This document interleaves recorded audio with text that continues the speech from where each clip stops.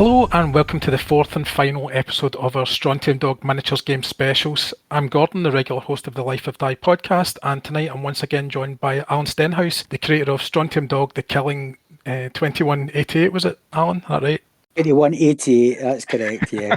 I actually remember this time. I kept referring to it as The Killing, so I finally got it right. So yeah, that series has just concluded on our YouTube channel. So thanks for joining me again, Allan. How you doing? You all right? I'm doing good, Gordon. It's very nice to be here again. Yep, for one last Hurrah. one last time over the top. Yeah, exactly. Yeah. So coming up tonight, we're going to obviously be reflecting on your campaign series. But first and foremost, we've got the small matter of completing our guide to all the characters that feature in the Strontium Dog Miniatures game. Last time we gave all our tips for using the game's villains, and not necessarily out-and-out villains. There's a couple of SD agents and things like that we covered there as well. But now it's time for the heroes. So I'm going to hand over to you, Allan, because in this first section, I'm going to give you the floor because you're the one that's really had more experience with these particular characters. So over to you, Allan. Right, okay. Well, firstly, we'll get not one of the heroes, the last of the basic villain Stronts out the way, Slabhead. Slabhead's pretty basic. He's basically unremarkable. It says it in his actual rundown that the only thing that makes him really good is his dervish dogs, and that would be exactly, it's correct. He's good because he's got the garrote skill. It basically means when he makes a back attack on a character, he adds +1 to his fight. That goes right in good with his kind of slippery nature. But the Packmaster skill is where he really shines. And basically that's Slabhead alone isn't much to worry about, but his dervish dogs make him a bigger threat and he knows it. Slabhead can use a single action to remove an action chip from the dervish dogs and return that chip to the bag. So it's a good way of getting the dervish dogs to perform almost like a start chip player.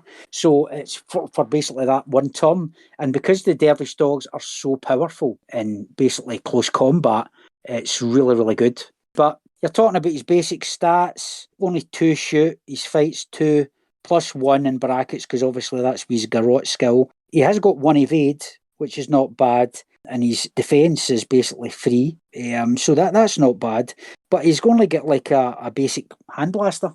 So he's got 2 of them, basic hand blasters, 2 of them. So he's nothing to write home about.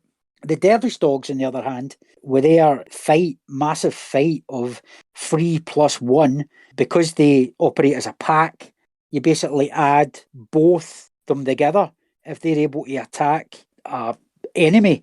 So you're talking about you're getting hit with, 8 dice? That's insane. Damage. It's insane. It is.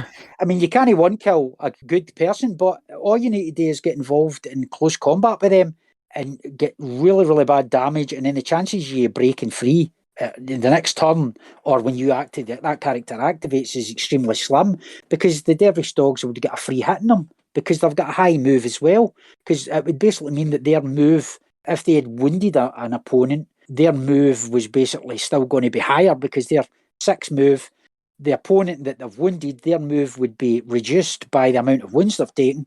So they basically got a free in if that person was trying to disengage for them.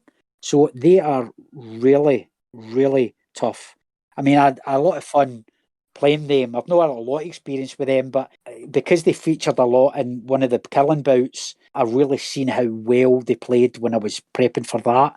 So, like I say there, so Slabhead, just an honourable mention, really, to be honest with you, because we mentioned all the other villains and basically unsavoury characters, kind of shades of grey characters. But Slabhead is basically, he's just a standard, normal guy with the strength they have in the dervish dogs behind him. Used in conjunction, they're really, really, really good. Yeah, I mean, my only thing about the dervish dogs is that I feel they're too powerful, but at the same time, it completely matches, as most of the characters does. When you see them in the comic, they just basically cut through anything that's anywhere near them. So in that respect, spot on. So no complaints that way. Yeah. So what's up next then? Okay, next we have Blubberlips, and Blubberlips again. I like the character. I like the look of the miniature and that, but he's just another basic character. Only 2 shoot, 2 fight, no evade. He has got 4 resist, which is pretty good. Yeah. And then obviously he's just got a basic hand blaster. I mean, he's got this rule rasp, Yeah. which basically means if he uses an action, Blubberlets can use a single action to try and startle all opposing models within 8 inches. Take a cool test for each model in range. Any that fail to roll a special results are pinned. So it's basically it's almost like intimidation that in a wee bit, isn't it? The one with the sticks. Yeah. But the fact is, Sticks gets that. Sticks gets that automatically. Blubberlips has got to spend an action. So, in that regard, he's just a standard guard, a standard, quite cheap character that you can basically have to back up your squad. I mean, he's only 5 notoriety. So, I mean, as I say, I like the character, I like the miniature, and I quite liked him in the Killing, but he's a basic character, basically, so he's kind of throwaway, shall we say. Yeah. Next, we've got Kid Knee. Again, Kid Knee is one of the most basic. Again, everything stat-wise with him. The only thing that's good with him is your 4 for his defence. But again, he's only 4 notoriety, so he's really cheap. And because he's got the no-head skill, Kid Knee's head replaces one of his knees, making him difficult to headshot. He gains +1 resist included in his stats, but is limited to a focused front fire arc. So in that sense, he's quite similar to Torso, but Torso is far superior because of the weapons that he's got and because his stats and because his cools up. But we'll get his Torso later. So that's basically Kid Knee. Kid Knee is, again, totally reflects the comic persona that he is, because he's a washout stront in the strip. And basically he's got the Mac shakes, and he's lost the ability to basically go out and get bounties on his own, which is why he teams up with Johnny. But it's really quite genius what they've done with the character, because it totally matches, the profile totally matches who he is in the story. Next, Maeve the Many-Armed. Again, she's quite good because she's got the multiple guns and multiple arms. But again, I very seldom use that option. Yeah, me too. But there was one time I actually used it for when I was up against Steelkrieg, and it was great because she didn't have she had limited range because she was at long range, but by adding the multiple gun rule with her mutation, she got the extra dice to shoot considerably. I mean, it says here, many arms. Maeve can put down an impressive hail of fire when she shoots. Firing multiple guns at once adds +3 to Maeve's shoot stat when she takes a snapshot, but the target gains +1 resist.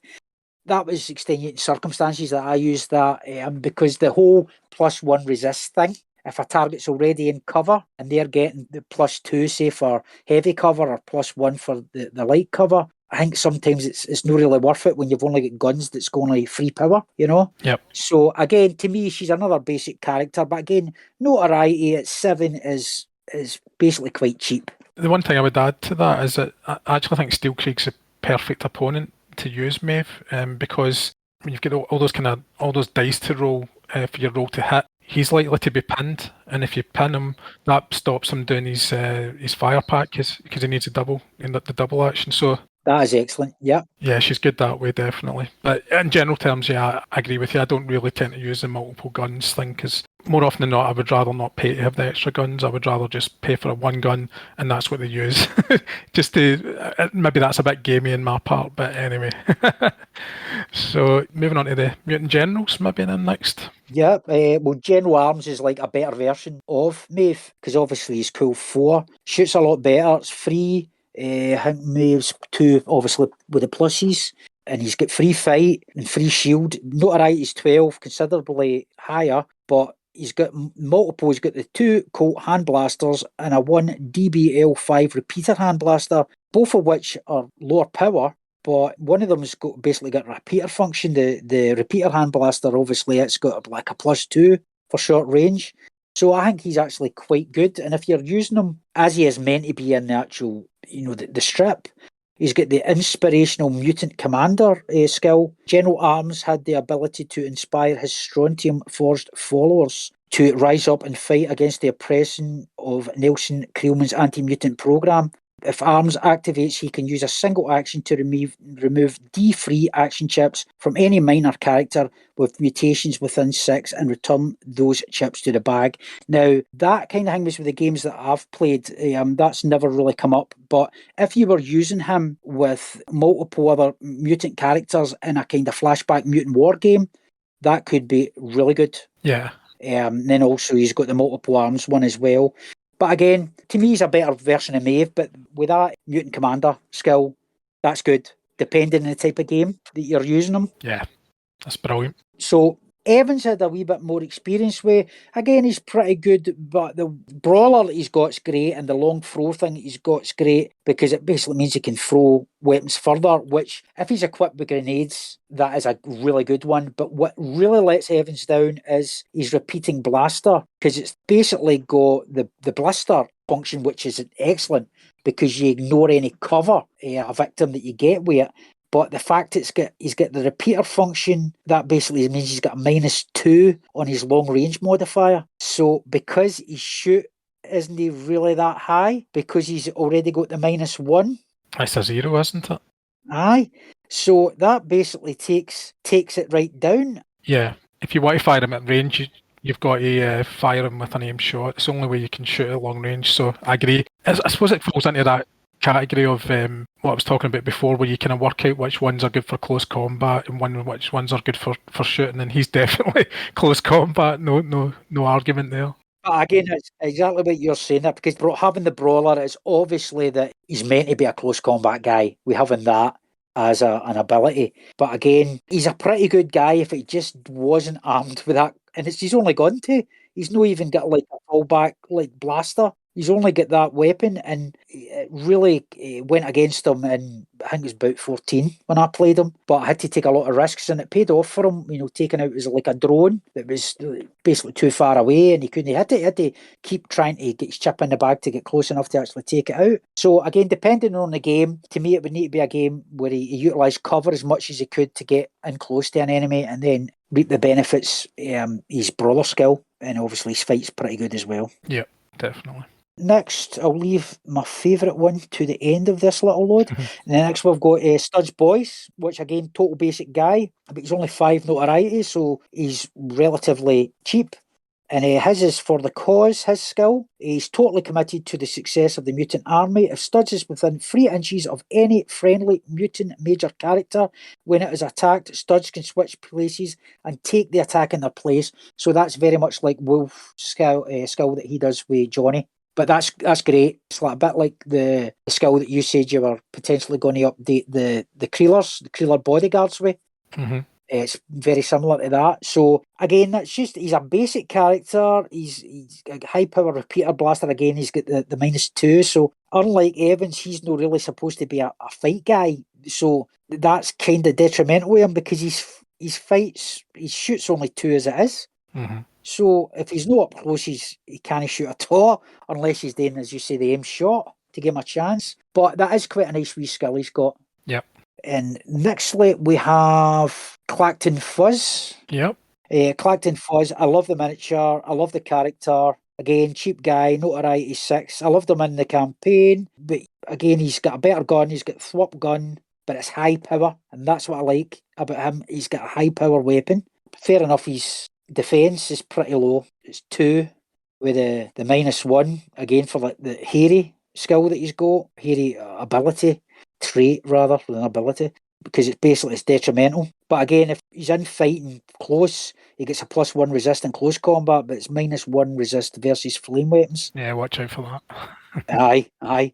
But leading from the front is a good skill, because at first I didn't really realise what it is, but then most people get pinned if the amount of D6 rolled is equal to their cool.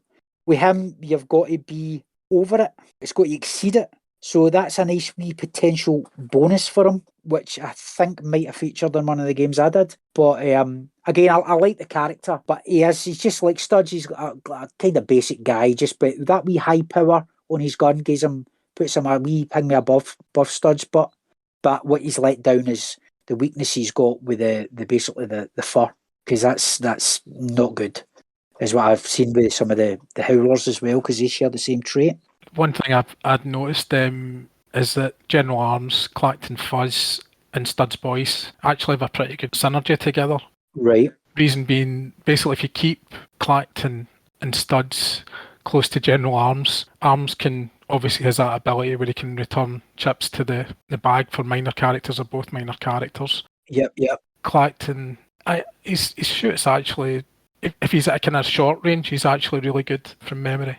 Aye. So you could have him firing a couple of times if they were at short range and he's kind of close by to Arms. Studs Boyce, again, he's basically, if you've got him next to Arms, as you mentioned, that you can use that for the cause skill, which basically allows him. So if the enemy is going to, they're going to want to target General Arms because he's the one that's going to be returning all these chips to the bag. So if you've got Studs there, he can basically take the hit, and you've got Arms doing that ability a bit longer. So I actually think the three of them have got quite a nice synergy if you have them working as a pack almost. It'd be interesting to play a game like that, like a flashback game with having the Mutant General characters going up against the Creelers. I've never done one like that, but that's one that I really will need to get on the table, because I think using those three characters, as you said there, that way would be fantastic. It'd really be a good way to foiling the Creelers, basically. Yeah. And of course, our favourite, I think, for both of us from the Mutant Generals pack is the Torso from Newcastle. Oh, he's brilliant. I've always loved the character. Something about I've loved the fact that he communicates with sign language, and there's some comedic bits in the actual strip with him. Mm. So I already love the character anyway, but he's very good, and basically his stat card's really good. I mean, because he shoots free, he fights free, he resists 3+1 because he's got the no head mutation. He's only got a focus front fire arc, but that doesn't really go against him really because of the weapons he's armed with. Yeah, you can turn in place anyway. It doesn't matter even if you're doing an aim shot, you can still turn in place. So yeah, it doesn't matter really. I mean, he's got the gunfighter, so it basically means he could only return fire to someone that was using focused front fire arc, whereas someone else that's got the fighter skill, it's no go at that. Hindrance would basically be able to do it in just your front fire arc rather than your focused front. But with him, the thing that I really noticed was, see his weapon with the Crackler variant. I think it's the Con Arms Assault Blaster Rifle, and it's only got 3 power, but it's the fact it's got a long range of 24. I mean, it's +2 for its short range of 12, which is pretty good, but the long range of 24 still has a modifier of +1 to hit. Mm-hmm. So what I know, see if you keep him back as a sniper, yep. If you're going up against guys that's basically got blasters of a maximum range of 16, that is quite a considerable issue. If he's right in that 24-inch, it basically means they'll go to do either 2 move actions, depending where they are on the board. It basically means they've still got to do move actions to get to him. But he could keep backing off as far as he could, and then basically just keep shooting. Doesn't even need to aim to get this bonus. It's the fact that he's always getting that +1. Mm-hmm. And I've noticed that with several times that I used him, he can just keep back and he can chip away at opponents, and it's really brilliant. And it come up I think, in every bout I played with him, and I really, really enjoyed it. And it's brilliant. The fact is that he has got these abilities, because I love the miniature, I love the character, and it basically means I just want to play him a lot more, to be honest with you. Yeah, definitely. So he's one of my favourites. Without a doubt, as much as I love all the characters of the Mutant Generals, as a character to play, he's by far my favourite out of them all. So getting on to the what I would call the core heroes of the strip and the game. I think we'll start with Durham Red. Yeah, she's got the kind of vampiric trait thing going on in the strip and in the game. I would just say, first of all, so far as stats are concerned, she's an excellent all-rounder. Oh, she's brilliant. She's fast, and she can react as quick as Johnny. She's got the dual guns, which gives her that option if she wants to do what we were talking about earlier on, and adding an extra dice to the roll. But again, same as you, I tend to just fire the one shot.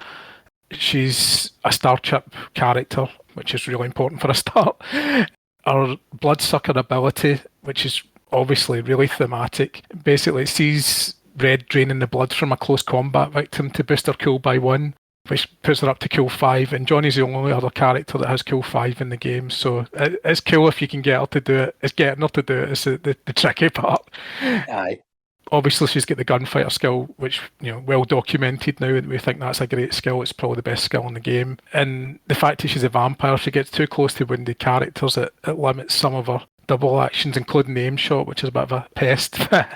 It's not really a big deal because I think you and I also agree that most of the time when you've got a character like Durham Red that's pretty handy with pistols anyway, you're probably more likely to do 2 snapshots than an aim shot. Occasionally you will go for an aim shot depending on what it is you're going after, but for me, you're better having the 2 chances to hit than having the 1. That's the way I tend to look at the aim fire in general. Because if I'm using aim fire, I always throw the 2 dice into the damage to try and maximise the damage against the opponent. So I think she's just a great, fun character, both in terms of the strip and in terms of the game. How did you find her yourself? Oh, fantastic. But see, I love the fact because she's got that long barrel blaster. Well, both her blasters are both long barrel, and she's got no minus modifier. I've found in my games that's really pipped it a lot of the time, that she's been able to hit because she's got a good shoot. And it basically means she's guaranteed to always have the 3 dice shoot up to basically her maximum range. So I think that's a great wee trait, and it's the same thing the Darkest has got. I think the rest of the Howlers as well have got that, and it's really, really good because of that. One time I fell foul the Vampire. It was when I was doing one of the games, and I forgot about that, and I ended up having to replay an entire section because I forgot that she couldn't do double actions other than charge or hunker down. The one thing about her, because she's got multiple skills, quite a difficult character to make sure that you're remembering all the things that she can either do or the things like Vampire, which is going to be detrimental to her. But again, stat-wise and miniature-wise as well, just absolutely brilliant. And there's a reason that she's notoriety 13. She's basically one of the top characters. I love the fact she's got that 7-inch movement as well. I mean, Johnny's the only other one that's got that, isn't it? She's a good foil, I think, for Johnny as well. If you're going for that range combat thing, so I like that about her as well. And I suppose a bit of a kind of polar opposite to Durham Red is the Turn Terror himself, Midden-Face McNulty. Bit of a favourite of both of ours, I think. Yeah. Aye, love Midden-Face. For obvious reasons, we have links to this character. Aye. So I really noticed with Midden-Face, you're talking about, again, notoriety 13, but it's the skills he's got, again, as you've mentioned before, tailor-made for brawler and obviously close combat. Yeah. It's reflected in his stats. Yeah, he's complete close combat character. I mean, his gun is a power 4. You're very unlikely to hit at long range unless you're using an aim shot because it's a -2 and he's only got a shoot of 3. But at short range, it's pretty decent. I mean, that's a shoot 3 plus 2 modifier at short range. So he is actually pretty decent if you can get him into short range combat. But then you also come into that territory of, well, maybe I should just charge with him because that's what he's good at. Aye. So obviously the brawler's skill, again, well documented. It's equivalent of the gunfighter, which makes him handy and a good rammy. The heatbutt, aka the Glasgow Kiss, I would say it should be called. Which is, that's just perfect thematic ability, giving him that. Is it a +1, isn't it? It gives him +1, yeah. +1 in his fight. So and also you can use that to stun characters. Aye. I have to say I've came very late to the game about stuns in this and Judge Dredd. I actually think they're really, really powerful. I didn't like them at the start because I just thought, well, they can shake them off, so it's not a problem. But the great advantage about it is that you're guaranteed to inflict a stun.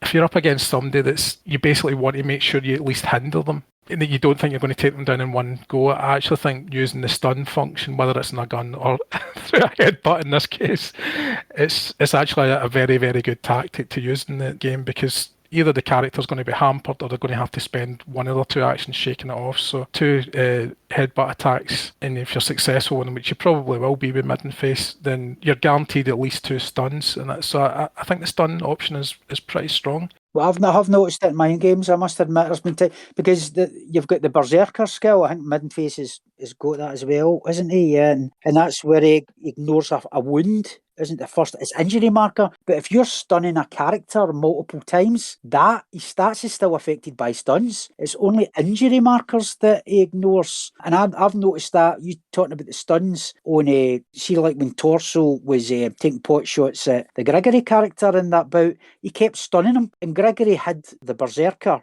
skill, just like Middenface and Wolf, and he couldn't do anything about it because he was getting multiple stuns and then he was having to shake off a stun. It was meaning that he couldn't move. So, like you, I've always felt that the stuns is a wee bit, why would you care about stunning? Because they can shake it off. But if you're getting multiple stuns, it really, really slows you down. Really does. Yeah. No, I hadn't noticed that before. That's a really interesting technical point about that. But it's the first injury marker, not the first stun marker. I'd never noticed that before. So I think that's definitely an important one to note. Yeah, I just thought I'd rules check that there. So at stun weapons, you're always guaranteed a stun, which is what I was saying. But anything that would normally be an injury marker on the damage chart, you're adding another stun result because of that. So in other words, if you normally would have dealt out one injury marker, you're actually going to be dealing out two stun markers. So it's a pretty good reason to use stun weapons. Yeah, it's something I've realised very late on in the process. Obviously, the big disadvantage is that you can shake them off, but if you've got a character that's, I mean, again, Middenface, perfect, straight in, probably going to inflict two stuns, probably, it has abilities, and then if you do it 2 fight actions, 4 stuns, that's easily worth a lot more than 1 or 2 even injury markers, I think. So it's definitely something I wish I'd noticed it a lot sooner in the game. But yeah, get them up and close and personal is what I would say. And go heavy Raj, as we would say up here. So, moving on then. Gronk, we've got a Gronk. Yeah, the Gronk. I always have him next to Wolf. I can count the two of them as a double act quite a lot of the time. Oh my poor hearties. Gronks have notoriously weak hearts. If the Gronk suffers a pinned, stunned, or injured result, no marker is placed and it automatically faints instead. It's just so thematic, it's brilliant. Yeah. He remaining subdued until a model within 1 inch uses a shake it off action to awaken it. The Gronk may not make attacks of any kind. It's absolutely brilliant how they fought this up. Portable, it's just brilliant. A model within 1 inch of the Gronk can pick it up and carry it. The Gronk occupying one hand until released. Note that the carrying model doesn't have to be friendly. Being pinned, stunned, or injured will force a model carrying the Gronk to drop it. It's just brilliant. I has the best medicines. The Gronk is possibly the best medic in the galaxy, maybe the universe. The Gronk can use the hunker down action to attempt to remove injury markers from a friendly model within 1 inch by making a resist test using the injured model's stat. 1 injury marker is removed per armor result rolled. The skill can be used to revive incapacitated and subdued models. The fact he's got that skill, he's just basically a walking medipack. Yeah. He can consistently use that skill. It's absolutely brilliant. Again, he's only one notoriety, isn't he? Because there's an error in this card. It's got him as free, but I'm sure it's only 1 notoriety. No, it was actually the notoriety spot on because of his ability. It's the cool that's wrong. He's listed as cool 5. He's cool 1. Yeah, that's it. I was getting him confused with Silent Weird there because he's 1 notoriety. That's right. But cool 5, no chance. Yeah, try and keep him protected and have him, if somebody goes down, then he can cure the wounds and being able to bring them back from the dead, because that's basically like that chicanery card, playing dead, which is really powerful. So being able to do that, of course, keeping them alive is going to be your major concern. But I agree with you. It's just, this is one of the things I think really sung about the Strontium Dog Miniatures game, that they totally read up on the characters and knew who they were, what they were about, designed all these kind of perfect abilities that fit in with them, and it's one of the things I love most about the game. Aye, the balance, even like the core box, to me it's the best one they've done so far. I've not got a lot of experience with the others yet, and I'm sure when I start playing them I will enjoy them, but I enjoy the Strontium Dog one so much because I've always loved the characters, the story, everything about it. But as you said there, they have nailed it with every single one of these characters, even the smaller characters, for who they are, and it shines in the game. And when you've got that, even the miniatures you get in the core set, you're talking about Johnny Wolf and the Gronk up against Bubba and his gang. It's just so balanced. It's brilliant. It's really, really good. It's a really, really pleasurable game. And of course, along with Gronk, Wolf is all usually by his side protecting him. Yeah, Wolf is another big favourite, yeah. He's brilliant. But again, I've not really had a lot of experience with Wolf, to be honest with you. But looking at his skills, he's really, really good. Yeah, he's really, I mean, I played him quite a lot. I know he bit the dust quite early in the killing. But yeah, he's very similar to Middenface in a lot of ways, and he is actually, from memory, slightly better. He does have two of the three abilities that Middenface has, which is a Berserker, which means he can ignore that first injury marker, and he's got the Brawler, which, again, you know what that's about. He's got we alluded to this earlier on, Look Out Johnny, which I think that's a really nice touch. If he's anywhere close to Johnny, he'll take the hit rather than Johnny having to do so. And because he's got that higher resist than Johnny, it's really handy to have, and especially when he's got the Berserker as well. Because that's the other thing, if somebody's coming into close combat Johnny, when he uses the Look Out Johnny skill, he can then engage them in close combat, and then his Berserker comes into play. So they've got a nice synergy if Johnny is likely to be attacked in close combat. But basically, those abilities together mean he's just an absolute beast. The only thing that can really threaten Wolf in the close combat stakes for me is the Dervish Dogs. They are so powerful. They're the only ones that outshine them. Middenface is a close second. So the two of them, you've got a lot of options. Obviously, thematically, you want him close to Johnny, and he can soak up the hits for Johnny. But at the same time, it's a bit of a shame to use Wolf as a mate shield, I think. He's actually, I mean, he shoots pretty poor, but it's no poor, it's average. Yeah. It's like 2. But he's still got 4 power in his gun, which is pretty good. And he's got the variable rule as well on it. Thematically, it's fantastic because the two of them work so well together. And what I love as well, he's got that 2 evade as well, which is brilliant. The happy stick, again, it's a close combat one-handed. He's got a long range function in the happy stick with 4-inch, which is brilliant. Yeah, he can throw it's it. +1. Yeah. Which is, you definitely want that in there for because he does that quite a few times in this strip. I tend to use him in Middenface if I've got the 4 heroes, basically, Johnny and Durham Red, the two of them are doing the kind of long range stuff, and I usually use Wolf and Middenface as a kind of battering ram, basically, to get in amongst the enemies, so that tends to be how I use the 4 of them. To my shame, I haven't really used the Gronk enough, but I will use him more in the future, definitely. That'd be great, the trio with them.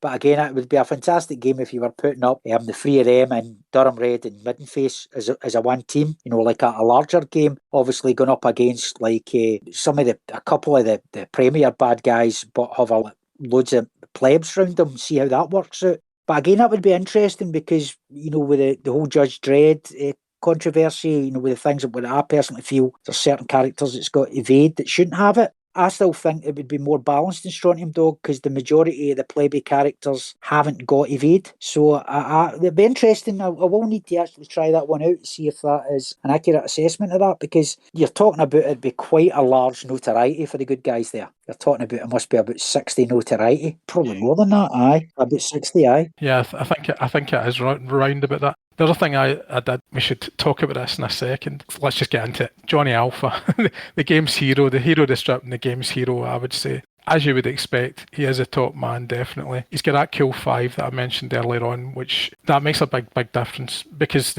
as we've mentioned before about the star chip, the chances of returning star chips, it's effectively a 50-50 chance if you've got your kill 4 fully at 4 to return the chip. Goes up to 67% with Johnny with that kill 5. Considerable. Exactly. So most of the time I would go for broke with Johnny just because the law of averages says that you're going to get it, and so it's worth doing it. You've also, even if you do pin yourself doing it, you've got a pretty good chance of shaking it off next time you activate. So I would always go for it while he was certainly at his full health. His shoot is 4, which is really great. Obviously, he's got +1 at short range, -1 at long range. You're still going to hit most of the time at long range. You can use your aim shot if you were particularly worried about it. I wouldn't. I would, unless it was, if you were firing it, something that had a really high resist, then I might use the aim shot to try and add extra dice to the power. He's also got the gunfighter rule, which again is great, especially when he's so good with the guns. The other interesting rules that he's got, so he's got well equipped, which basically means if you take him,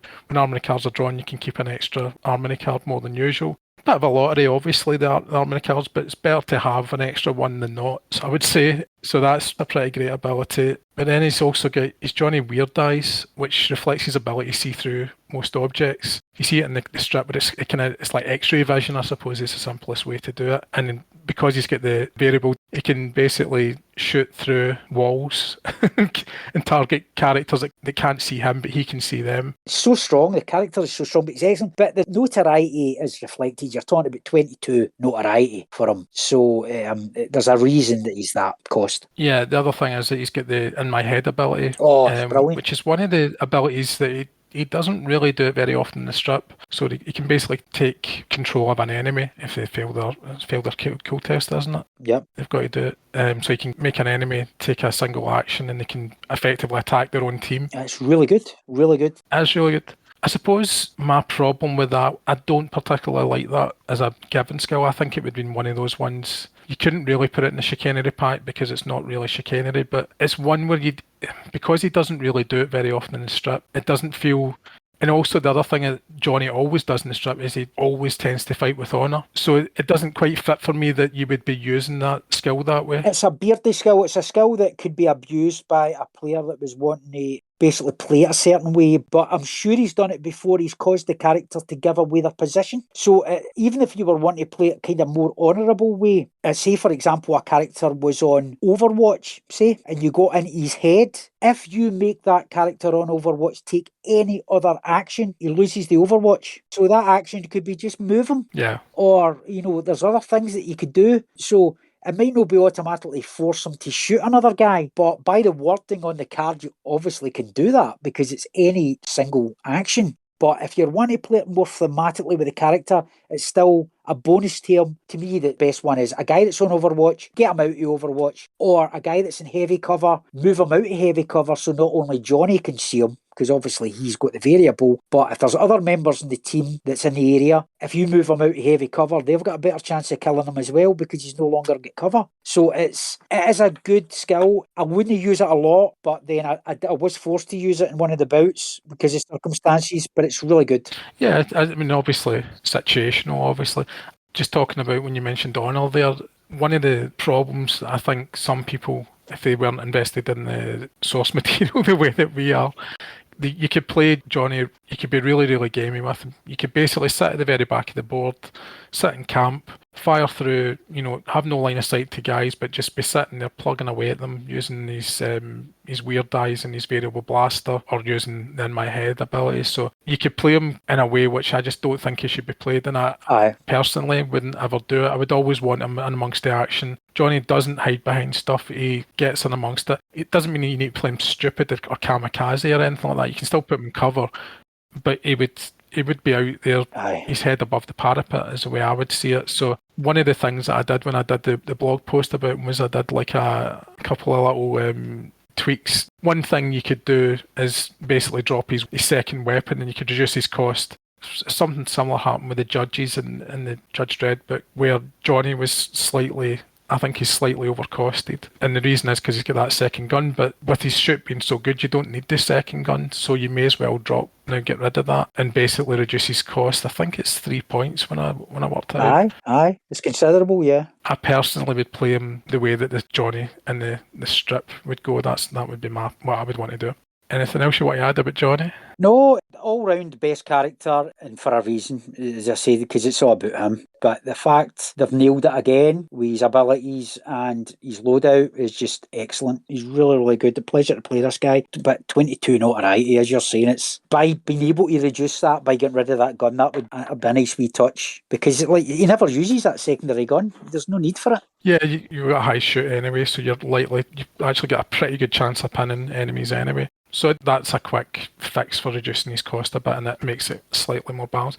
The other ones are actually fine because they're a good few points lower, even Wolf. So the balance is pretty good there overall in the Strontium Dog. I actually think the balance is great in the Strontium Dog miniatures game. Johnny's the only one where I kind of was like, it feels like he's a bit too costly. But on the other hand, I was playing him the way that Johnny in the strip should behave, and I could have got a lot more out of my points by doing the kind of more cowardly way of dealing with it, or the gamery way, whatever you want to call it, if you want to game it. But no, I really, really like him, and I don't mean to be overly critical about this because I have a lot of fun. Well, Johnny's just a no-brainer to me. He's got to be in. Anytime I'm playing Strontium Dogs, he's got to be in there, Yeah, so I think that's comprehensive. I don't think we've missed anything. No, that's it. It's everybody. I think. We've I'm covered sorry. everybody, so Yeah.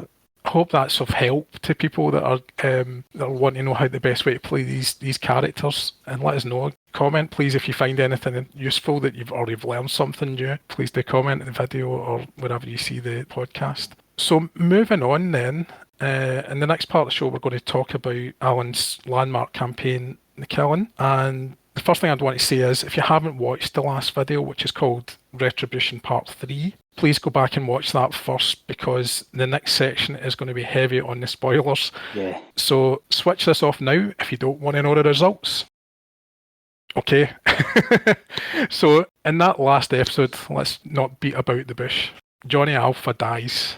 Reactions included, "I'll never forgive you, you're pure evil, you destroyed my childhood," and those were just my comments. What have you got to say for yourself, Allan? I do apologise, but all I will say is, see, when they dice rolled, I have never been so close to ignoring a dice roll conveniently in my life. And I was walking about the room swearing like a trooper. Unbelievable. It was, and my wife was doing it. She's like, "What's up with you?" And I had to walk away and come back to it.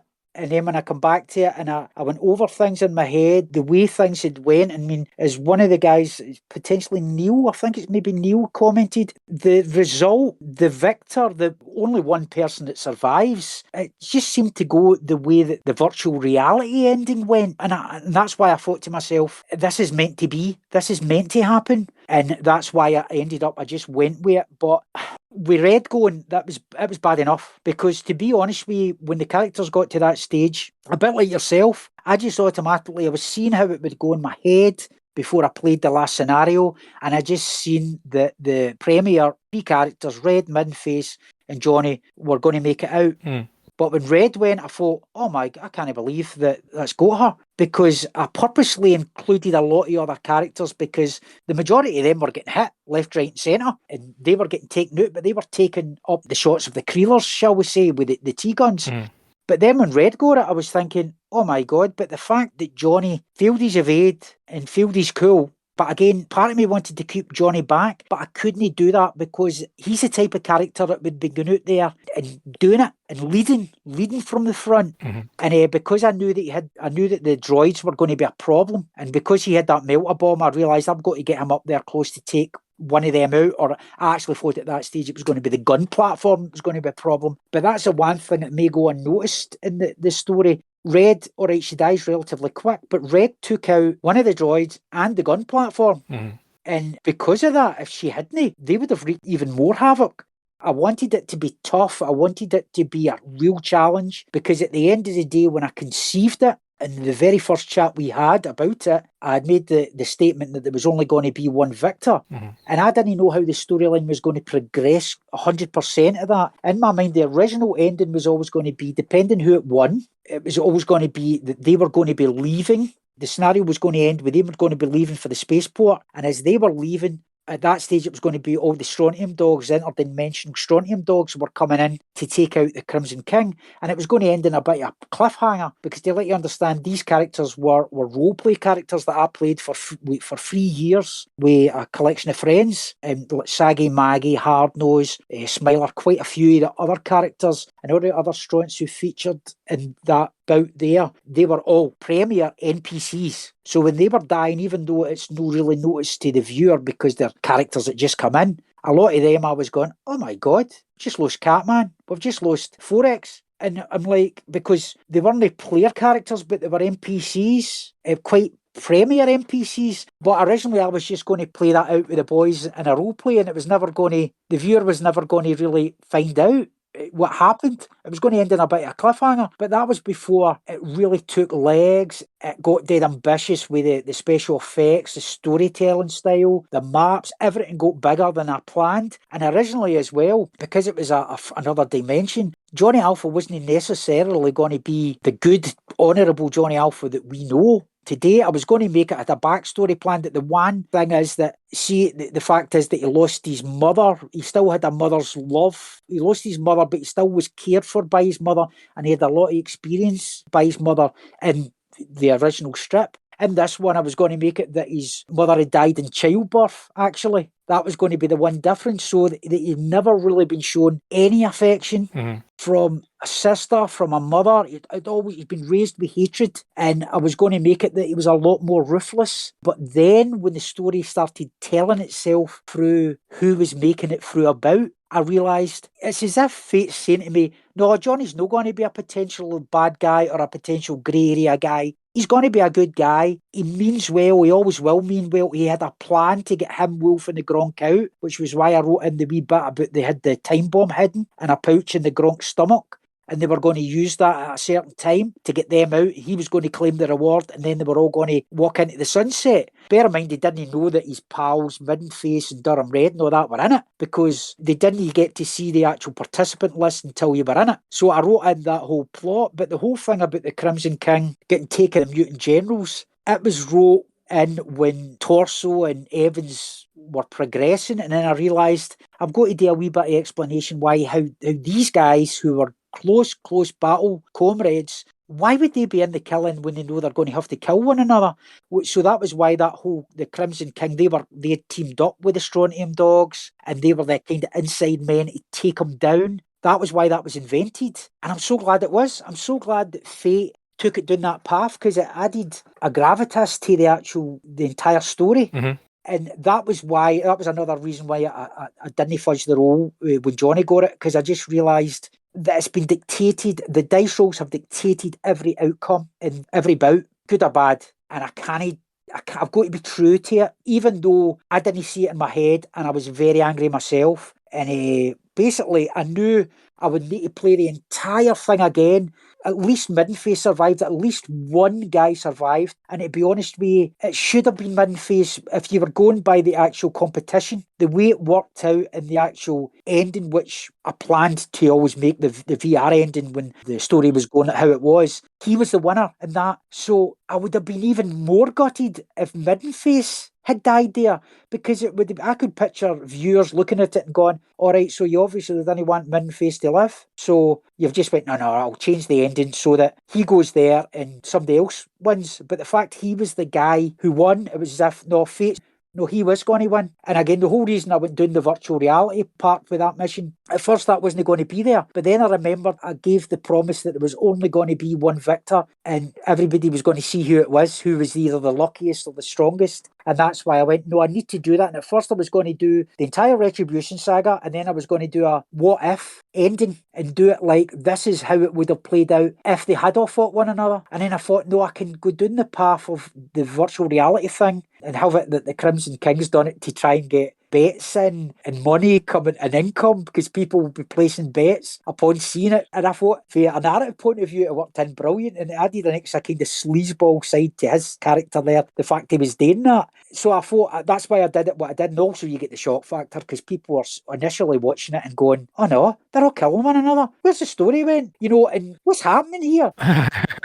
No, I mean, it was an interesting one, that, because the final, let's just be honest about it, the comments weren't people were pretty upset.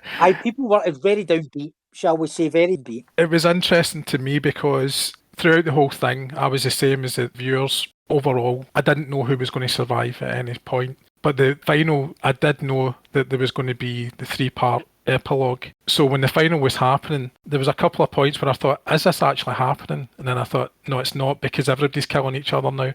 But it was only because I knew there was going to be another 3 episodes. Aye. So I was actually not put out about it. I just thought, no, that's cool, because I would have felt, had the story just stopped with the 5 of them just going off to fight the Crimson King, I'd have felt kind of cheated. Aye, because you didn't see what I promised. I promised that there was only going to be, all right, it's look, and you could play the 5 of them again, and it could be a different result because it's dictated by the dice roll. But in retrospect, see if the 5 of them did have to fight, you would have probably multiple guys teaming up in Johnny, right? Because Johnny's the best one. They would try and get rid of him. And that's the way it worked too. And again, see all the positions on the map, as I did with every participant. They were random positions. See your starting position, what edge of the map you come on. That was all decided by a dice roll, who started where. So it just so happened that where Johnny started, he was in between buildings. He had multiple guys coming at him from everywhere.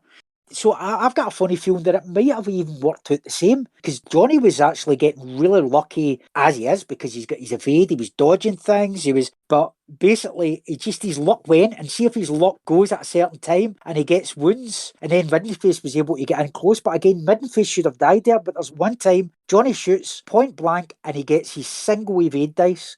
And see when it come up, even though it wasn't that important to me because I knew that we were going to have the ending, but see when this come up, I went, that's amazing. He's been able to get in close.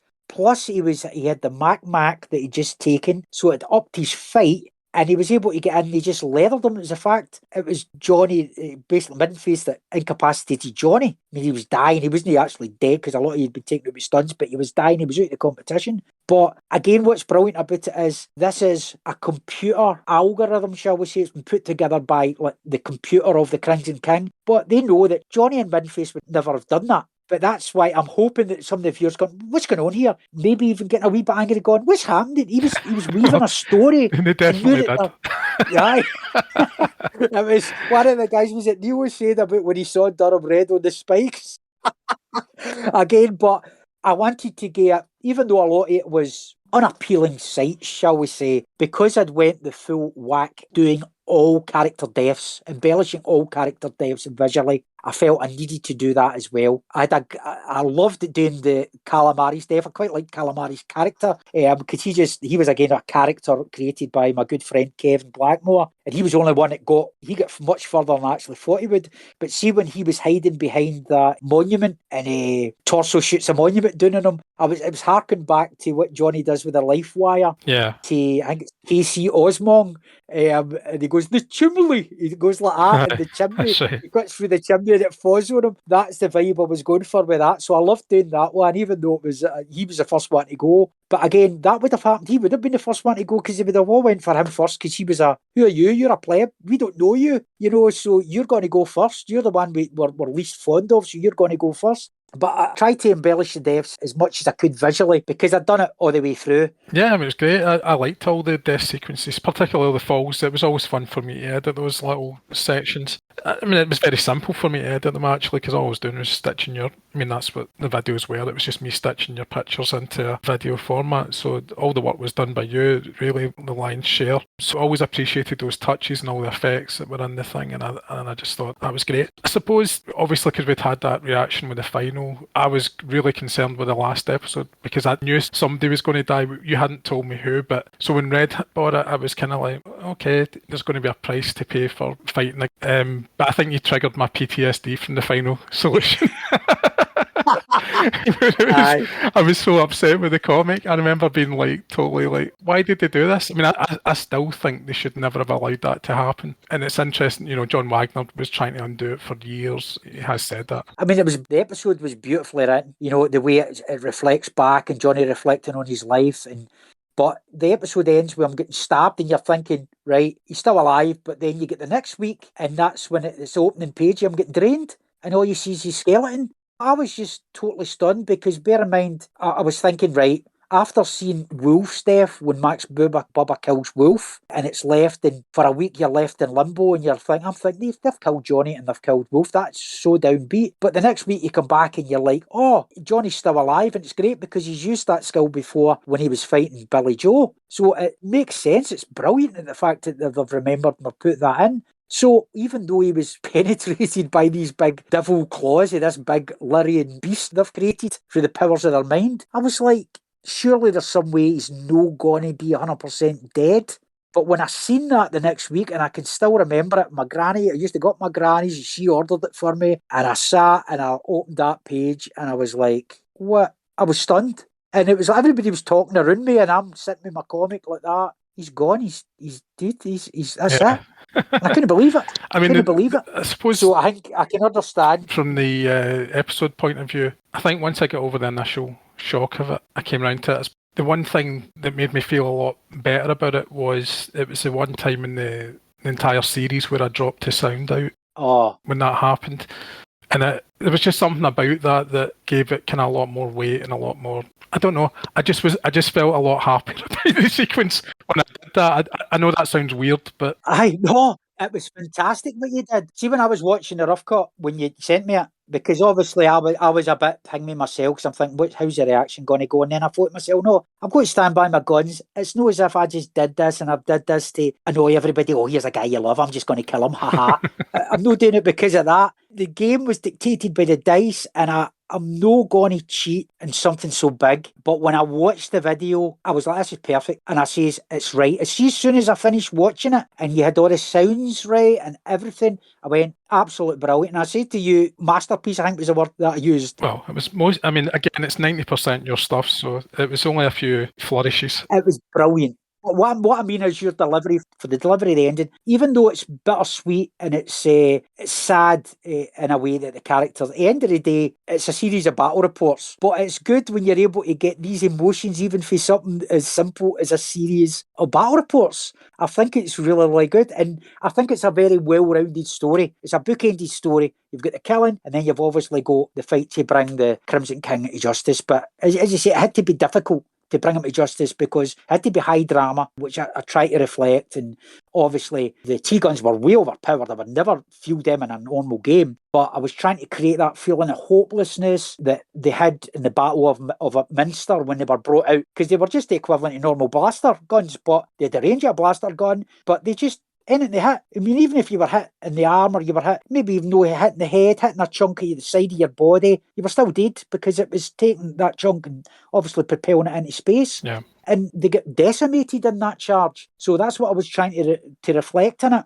But even having said that, even though I knew it was going to be difficult when I come up with the concept, still in my mind's eye, I still seen Johnny, and I hoped Midden-Face at the very least, even though I love the red character and I wanted it to come out. But I thought it would have been so unfair if Midden-Face, after winning the virtual reality ending, as it would have went if I just played it, if he'd have died. If he'd have died, the only way I would have allowed it, I would have accepted it, no allowed it, accepted it, would be if he was in the situation he saved Johnny by sacrificing himself. That would have had a kind of bittersweet feel to it. But as it worked out with him taking out the Crimson King, and even the Crimson King's death that you did, the screams and the ripping sounds, it's horrific. When I come up, it's absolutely horrific. Even when I come up with it and I went, I've got to get this really, you want this upstart to get his comeuppance here. And so when I had the concept of him going through, to understand when I shot the ending, it initially ended the night's shoot. It took hours to shoot the main battle. It initially ended with the Crimson King going through the teleporter and obviously the Strontium dogs going after him. Then I froze it and I went, next week I'll need to decide where it's taking him, because it's a random location in the map, all the killing grounds. And then I'm thinking, right, what one can I make? And then I started getting a wee bit, right, it's a bit time conscious. I can't make it certain maps because they're too difficult to set up. There's no much reason in it. It just came to Neverglades. It's harking back to the confrontation in the Gronk affair with the Weird Brothers. I've always loved the concept of the Neverglades. Plus, then I thought, as soon as I thought the Neverglades, I goes, it's great. Initially, how he was going to die was all the mutants were all going to get together and go snake the bonus, as they said, and just shoot him. Yeah. But that would have been far too similar to Nelson Bunker Creelman's death. And I thought, no, I don't want to do that, so how can I do it? And then I thought, as soon as I'd worked out it was the Neverglades, I went, he's stuck in a bog, he can't go anywhere, and they watch on as the creatures come. And originally it was going to be just one creature, but then I looked at the ones I'd no used and I seen I had that kind of T-Rex on a shelf, and I went, he's coming in and all. Originally it was a big millipede that was getting him, but when I had the two of them kind of tug of war, it was like harking back to Jurassic Park, the Lost World, when the RV goes over and the wee guy's trying to save him. Two T-Rexes come in and they're kind of fighting over the one wee guy. But I thought that's the kind of image that came to my head. But when I was doing the special effects, I was like, right, I've got to make this kind of gory so that people go, yes, he's dead. But when you put on the special effects, the sound effects, I was like, oh, that's brilliant. It's really horrific. Well, that was my revenge for Johnny Alpha dying. I wanted to make sure that was as horrific as possible. Aye, and it was brilliant. Because I wanted it for my own. This is what you get. It's brilliant. So, yeah, I had a lot of fun. There was a lot of sounds in that layered up, just to try and make it as brutal and as horrific as possible, because that's what I wanted. And it was a good bookend, and then even with the characters walking out of the swamp, and I was trying to get a wee bit of the kind of when Dredd and Johnny are walking after Judgment Day, and who's going to mess with us, you know? Mm. So I was trying to get that wee bit of the kind of backstory with other kind of characters, and then just when Maggie says that we're faced worse today, and it's just how Midface says, aye, a red robe devil deal, as he calls it, who's knew exactly where he belongs in hell, you know, where the others. But the final lines just came to me, and the actual, obviously when he sees all the spirits his friends run him, it's basically his reflections. Yeah, I really liked that when that was there. And I'm saying, for once, when have you ever known Middenface to turn down a bevy? And he's like, this is the one time, because he's like, there'd be too many ghosts to go with the spirits, you know. And I just thought that line, it shows how deflated Middenface is with it all. But I was trying to have that thread all the way through the story, because the doghouse has still been destroyed. So this is a period, even though it's another dimension, the vast majority, about 90 odd percent, events have transpired the same way in this dimension as what they would be in the dimension we know for the comics. So the doghouse is still destroyed. So it's a period where the GCC is in turmoil. The Strontium dogs have been abolished. Obviously, they got brought back a few years later because the norms need them. But I was trying to reflect that all of a sudden these dogs are all fighting for our bounties. They've got no one to regulate it. So that's why loads of them have actually put forward for the killing. And the Crimson King's obviously more than happy to accept them, because he knows they're going to be great fighters. Plus, he loves having mutants in it because he hates mutants, because it was mutants that orchestrated his downfall. And again, see all that storyline with him? It was covered across the 3 years of the role play that I did with my friends. And he was the one guy. He was the head of this Jaeger Corps company, and he was the one guy out of all the chief shareholders of that company. He was the one guy that never found out his true identity, and he got away. He disappeared. And I had always imagined doing this round-up storyline as a one-off, a kind of last hurrah for the Strontium dogs as they were approaching retirement. But when I decided to do the killing, when obviously the Warlord game came out, I thought, I can tie all this together. And then the 40 having the way the story was going, like Johnny, Red, Middenface were all making it to the end. I thought, oh, fantastic. I can have them teaming up with the Strontium dogs for the role play, and it'll be a good wee finale for it. But again, I never expected that it was going to go as grim for poor Johnny as things transpired. Total shock. Yeah, I actually think it's a big compliment that, in a strange way, that I was upset. And it was because the series, for me, really recaptured the kind of classic days for me of Strontium Dog. And because the characters had went through such a journey, that's why it hit me hard when they didn't all make it. I was desperate for them to make it. So I think that's an incredible thing you've achieved there, because this is miniatures. It's a miniatures game. It's a battle report. It's not supposed to. It's nice to hear that. It's nice to hear that. But again, even though they're the characters that we all love, that was another reason, because I mean, see how when I was actually shooting it, a lot of people would have made Johnny in every episode, rather like the original strip, because it's Strontium Dog, Johnny Alpha. But the reason that I told it as I did, I wanted to make it more an ensemble piece featuring different characters. Because to be honest with you, seeing Johnny's first bout when he went up against Styx, he came very close to getting it, because he got wounded and he just got a bit of good luck. Styx was coming up on him, and it was great, because I thought, I was sweating, because I was thinking, Johnny's going to go here. Styx is going to be like a prime runner. When it didn't work out that way and Styx ended up getting killed, it was great because it created a good wee sequence. Also, it was a great sense of relief for me because Johnny was progressing. But that was why it was like I always tried to give everybody a bit of breathing space in it, because I honestly didn't know. Some people would have maybe thought that I wangled things and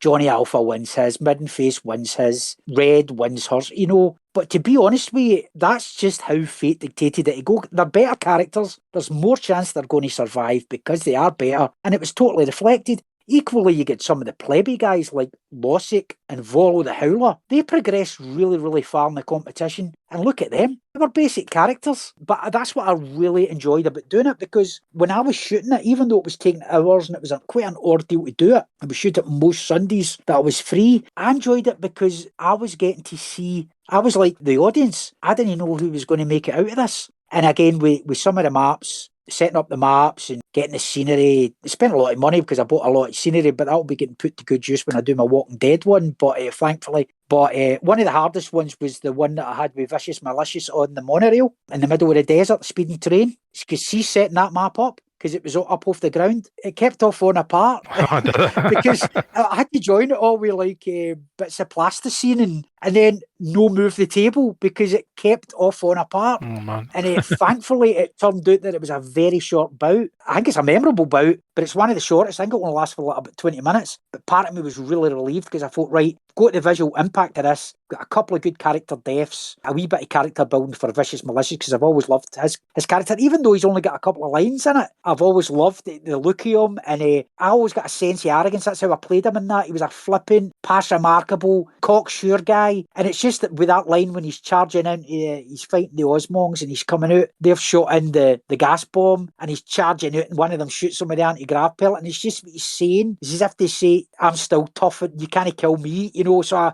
that's why I decided to play him with this kind of arrogant attitude. So when I was able to do about 23, I think it was, and it was over quick, I was like, oh, thank God. It means I've still got the visual impact of this. Plus, I don't need to try and mess about because I kept hitting the table and it would fall out. And I'm thinking, oh, no.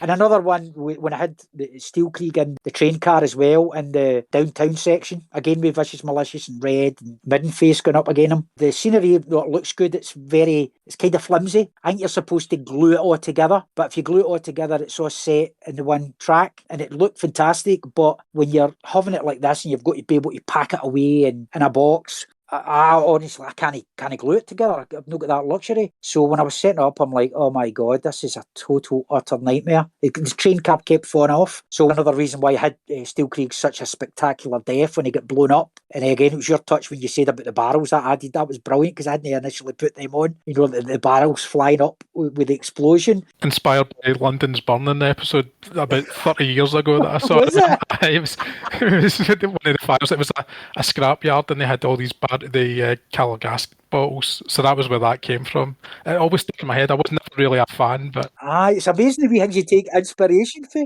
So it's the wee things like that. But again, when I was doing them, that was one of my favourite deaths as well, that whole sequence. And then Vicious Malicious getting it after it falling into the burning train and all of that. I had really a lot of fun working out the deaths. And again, sometimes they were... One of the things that I was thinking about 9 when I think it's Deke Quincy, a plebby human guy, and Brute shoots him with an anti-grav pellet and he falls over the cliff. But see, doing that shot, that took me all a Friday afternoon to do that one shot. And then I'm thinking, what am I doing? He's a plebby, no-name guy. But then when I thought, but it looks good. It looked great when I got it done. Yeah, quite often when I received these, I thought the same thing. Why are you spending all this time doing all these effects? I couldn't believe some of the stuff that was coming in. It was just like, this is insane. But great. Like from it's brilliant for me. It was just like the whole thing overall was just a pleasure for me to edit and see what was going to happen next. The same as MD, a bit like how you found it playing the thing. And then I had the same experience actually getting the thing in and seeing what happened and, checking anxiously have the heroes won. Aye. But I never cheated it. I never looked at the end of it. I always did it in order because I wanted the same experience as the audience. Because from my point of view, I mean, I'm sending it through. I was enjoying it and then I'm like, maybe I'm just enjoying it because I like petty stuff, for want of a better phrase. I like stuff that's a wee bit different, a wee bit out there. But hearing somebody else and the way you were actually watching it and no wanting to ruin the end, that's when I began to realise other people are hopefully enjoying this. If Gordon's liking it, hopefully other people. And then when we were getting our wee fan base and comment and like Tamsin and Neil, Jarden, and it was great having this because it inspires you to do more. And because this was originally, it was something I always wanted to do with the Killing. And I've always had an interest in telling 1 to 6 scale stories as my Dark Kid Productions Facebook page will show. But it rekindled my love of it, telling stories in this way. It's great to actually to have this, the feedback and to have people appreciating what you do. It makes it all worthwhile. Yeah, I really appreciate particularly the regular audience that we had, but there definitely were people who were tuning in all the time who didn't comment, but they're equally appreciated the fact that they did. Everybody that backed us and tuned in religiously for every 2 weeks for a new episode. Personally, I'm very proud to have been a small part of it. I'm very proud that it's on the channel. Oh no, massive part of it. The story would have existed in a picture version in my computer, like so many of my other work is all sitting there. You putting it into the medium that you did, the video style with the sound effects and the music, A big thanks to John as well. Absolutely brilliant. It was brilliant. It elevated it to a position a way higher than what I'd initially pictured it in my head. So that's what was fantastic about it, and it's why I'm hopeful that our next endeavour will follow a similar route. Yeah, I suppose that's something we should discuss. Just to say overall, I don't think there's anything else like this series I've ever seen for game reports that have such a strong narrative, such strong characters, brilliant effects, great stuff that involves you, and always wanted to see it every time it came in. I was desperate to see what happened next. So I think it's what you've achieved is incredible. Thank you. And especially the scale of it as well. Just every aspect of it, you could see the love that went into it. And yes, sorry if I was upset about Johnny at the end. Yeah, no, that's all right. But I knew it. I knew it because you were like, "Oh, Johnny, go Johnny," and all that. I was getting comments, and then nothing. Right? And I was sitting at my boss, right? And I was like, nothing. And I was like, oh no, he's got to the section. Yeah. He's got to the section. And I was away out my walk, and it was the back of my mind because obviously it was a hangmate to me as well. I didn't want it to happen and that. And then obviously I got your initial message, I think this is a mistake, blah, blah, blah. And I'm no reason blah, blah, blah. But what I'm meaning is I was like, oh, I was right. My instincts was right. Yeah, being honest, I would have preferred a fudge there. That's the only thing I would have done differently. But as I say, once we actually edited it together, I actually enjoyed it a lot more once I was past the shock. past the initial shock. As I say, it was much more about the final solution. I think that was still in the back of my mind. But anyway, as I say, I don't want that to detract from it. And I think that was the other thing I was worried about, that people would react badly, because I wanted you to get the plaudits for and the recognition for what the huge achievement that it is. You know, the massive amount of time that you sunk into it. That was why I was desperate for Johnny to go on a rampage and just take everybody out. So anyway. Actually, that's the way I saw it in my head, and that's what I wanted. But some of the best TV shows are unpredictable, and I'm not comparing the killing to a TV show, but what I'm meaning is there's some things that happen in some of the best TV shows that we've liked, and they're shocking, and you get fans outraged because certain characters die. But I've always been the mindset, unpredictability is a key factor in life. And I know you watch TV shows and read books as a bit of escapism, but I always like the high drama. You never really quite know who'll make it out. So part of me, when it happened with Johnny, I was like, well, as much as I'm devastated, once I processed that, I was like, well, the good guys don't always win. And for anybody sitting out there thinking that I was fudging roles all the way through this just so Johnny would become the victor, well, there you go. That's a prime example. So part of me, when I looked at it that way, I was like, no glad, but I was more accepting, because it was like, it puts a bookend on everything, and that's what's happened, and everything what happened all the way through it. So all the wee roles that you fought when it's 50-50, like when Middenface was running for the nuke to get into that sewer grid, 50-50 whether he was making it, it was supposed to happen for a reason, because at the end of the day, he was the overall victor. And the way it was fated, the way it was, whatever your belief is in that, to me, looking at the whole thing is a big tapestry. The way it worked out was fated to go that way, and all you need to do, as I said before, is look at the virtual reality ending and look at the who survived it. And who would have thought it when I started that, even though Middenface is one of my personal favourite characters because he is Scottish, because I've loved his patter throughout all the strips, I never, ever thought that it was going to be him. Yeah, I didn't either. Even though he's a pretty good character, I thought Middenface would have survived his first two bouts and went before the semi-finals, which he almost did. He came close to it when he was going up against Vicious Malicious and nearly died. And again, I could have made him take the Hangman route, but no, he could have healed himself, but he didn't heal himself because he wouldn't have left Red in the lurch, because Red was close to death. And if he had healed himself, the chances are Vicious Malicious' ship was coming out next and he was going to shoot and kill Red, because I think she had one health left. And I thought, no, he's just going to no heal himself and try and shoot.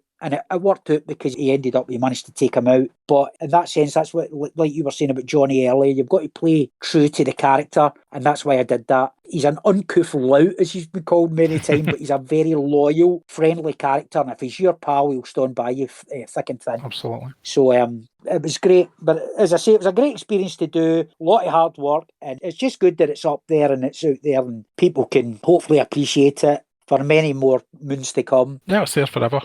And if it gets my work appreciated as well, that's a wee bonus, Obviously, my name in the map a wee bit and get people to potentially check out some of my other stuff, that's another bonus for me. Yep, absolutely. You're a writer as well, so I hope people check that out. I've always got the links under the videos as well, so... I was just saying to you, my zombie novels will soon be coming out. No More Room in Hell. Check them out on Amazon, so they'll be coming out soon. But again, our next endeavour, shall I share that with them, Gordon? Yeah, go for it. Yeah.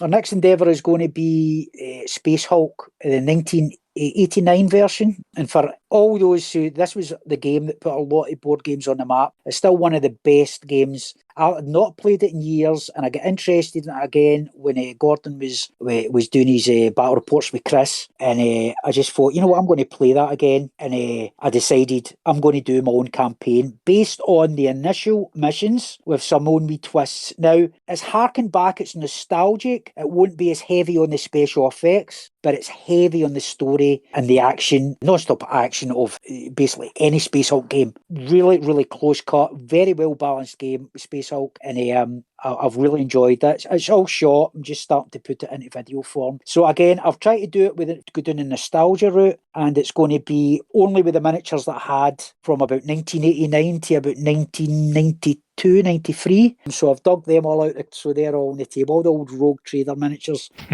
So I'm hoping that people will enjoy that as much as they enjoyed the killing. It's going to be a roller coaster ride. I know it because I've shot it, and how the story progresses, it's pretty good. And even for just fans of just checking in a game, I think it'll be good, because if you're fans of like Suicide Mission, Rescue, Decoy, I think's one of them, all the initial 6 missions in the book, and then I've got some of the Deathwing ones in there. It's going to be fun, and maybe not as much of the old base removal and special effects, because when you're doing that for every Gene Stealer kill, I think it would get a bit tedious and be far too much time. It's different when you've got 100 participants in the killing, but you've got like maybe 100 participants die every bout. 100 Gene Stealers die in every one of these missions. It would take too much time.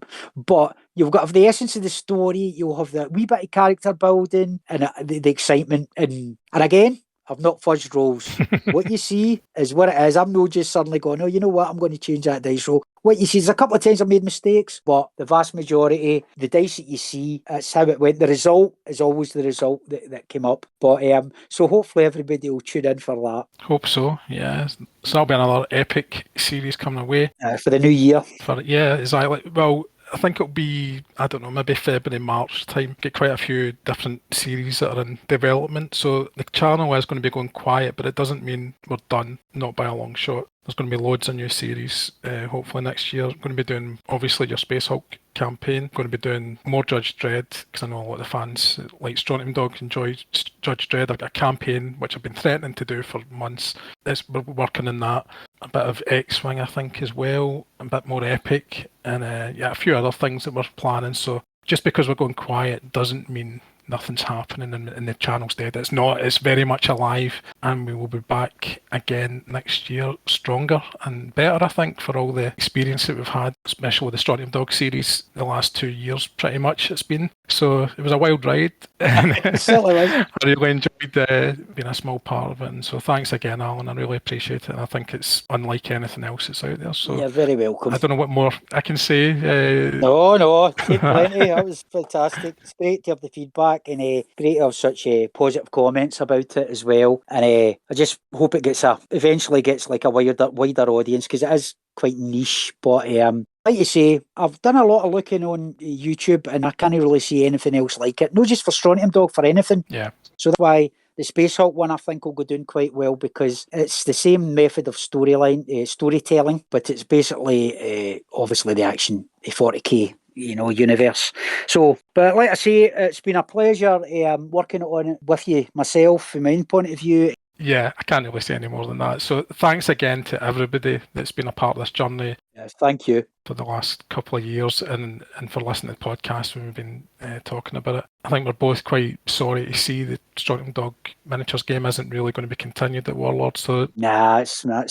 It feels like it really is the end on a few different points here, but the game's still there if you've got it. Yep. Dig it out. I'm going to be playing. I think I will do some games of Strontium Dog as well in my live play things. So and in those live play ones, expect major characters to die, because you won't have the same You've no got control. Because, yeah, I think there's something that separates it when you're just watching a game being played to the format that you've been using, and that's why people were. Aye, because that was a continuous storyline I did. You're invested. When you're just hanging in a game, if a guy goes, it goes. You know what I mean? That's the way it is. But as you say, it's more acceptable.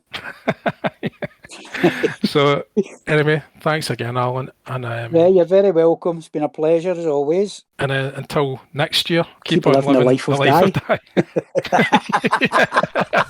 Di.